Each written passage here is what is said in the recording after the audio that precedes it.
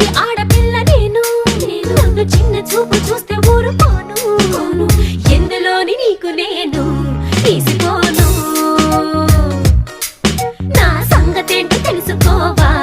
పోను పోను అచ్చమైన పల్లె రాణి పిల్ల నేను పచ్చి పైరగాలి చీల్చి పెరిగినాను